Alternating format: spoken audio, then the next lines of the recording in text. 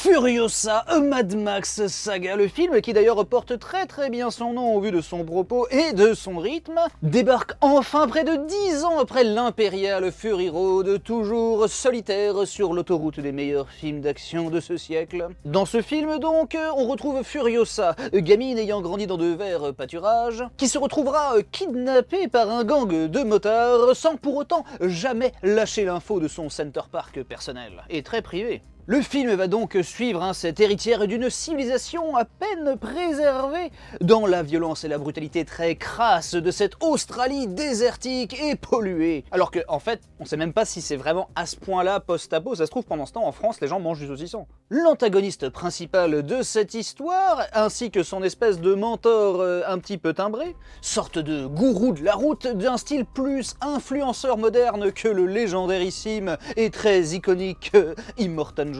C'est ici Chris Hemsworth dans le rôle de Bob Lennon, leader très charismatique mais aussi très désorganisé, et toujours à la frontière du burn-out sans jamais pour autant lâcher l'affaire. Et ça change pas mal, hein, un grand bavard dans l'univers Mad Max. Surtout quand l'héroïne, elle, reste avare de ses mots, mais toujours très droite dans ses bottes.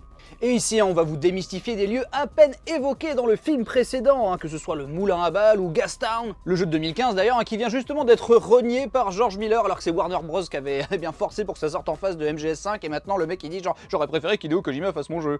Mais bref, dans le film, hein, ça va parler politique à court terme dans cette espèce de vivre ensemble post-apocalyptique, mais bien concret et bien ancré dans une espèce de pseudo-réel. Ce qui rend ce désert lui-même, hein, ce wasteland toujours aussi oppressant, mais désormais beaucoup moins mystifiant.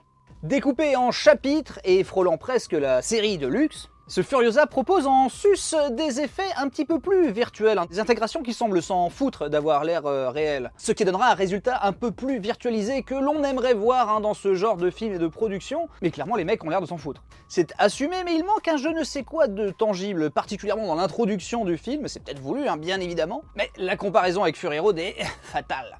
Après voilà, il y a ce parti pris comme quoi on est plus ou moins devant un comic book qui est devenu un film, et pas l'inverse. D'ailleurs, en parlons-en des visuels, George Miller nous offre ici des panoramas et des visions de l'enfer absolument apocalyptiques et surtout grandioses à la hauteur du propos de Mad Max, des trucs que je n'avais pas fantasmé depuis la lecture de Ken le Survivant. Entendez par là une véritable armée de motards chevauchant dans le désert avec un mec en mode char de baignure avec 3 espèces de customs qu'il tracte. Le Seigneur des Anneaux avec des motos. Ce qui hélas contraste un petit peu plus avec quelques trucs un poil plan-plan où Immortan Joe tape juste la discute et du coup c'est un petit peu plus théâtral. Mais évidemment, si on se dit que ce film tire aussi ses inspirations du péplum, hein, eh bien dans les films style Cléopâtre ou Les 10 Commandements, il y a quelque chose qui se ressemble. Et après, c'est ce que je pensais pendant tout le film, je ne peux pas reprocher à ce spin-off de Mad Max de me donner plus de Mad Max Fury Road. C'est exactement ce que je voulais à la sortie de Fury Road. Parce que évidemment, j'ai une surcouche de lore, mais est-ce que j'ai une surcouche de kiff parce que j'ai eu plus de lore?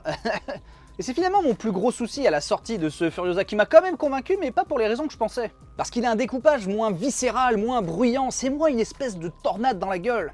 Un film moins épuré et moins métaphorique. Mais il passe au contraire à la caisse, hein, pour contextualiser la légende de ce premier film dont Furiosa est indéniablement l'héroïne. Donc d'un côté j'ai exactement ce que je voulais, de l'autre je trouve le film un peu trop posé. Mais pour du Mad Max. Parce qu'attention, il fournit bien évidemment ces morceaux de bravoure absolument dantesques. Et le mec arrive à te couper la chic comme ça pendant presque 20 minutes sans forcément de musique justement. Et avec une trouvaille visuelle toutes les 30 secondes. Et seulement quand les personnages arrivent à respirer, on se rend compte en fait nous-mêmes on se retenait. En fait il m'a fallu dormir dessus pour me rendre compte que j'avais toujours soif de Mad Max après Furiosa. Parce qu'évidemment j'ai déjà envie de le revoir et les visuels du film m'habitent encore. Et je suis bien obligé d'admettre que si ce film était sorti avant Fury Road, eh bien j'en serais déjà totalement amoureux, sans aucune concession. Parce que ce serait la base pour le souffle giga épique qu'est Fury Road. Un quasi-péplum post-moderne, voire littéralement post-postmoderne, qui pose les bases de la plus grande fuite en avant de l'histoire du cinéma moderne. Furiosa, c'est un objet cinématographique assez complexe et dense finalement, mais malheureusement ou pas, moins fou que son grand frère. Tout en étant le premier Mad Max aussi lié intimement à un autre. Et c'est ça qui est bizarre finalement, c'est que le montage est absolument ouf, mais paraît ralenti par rapport à celui du film d'avant,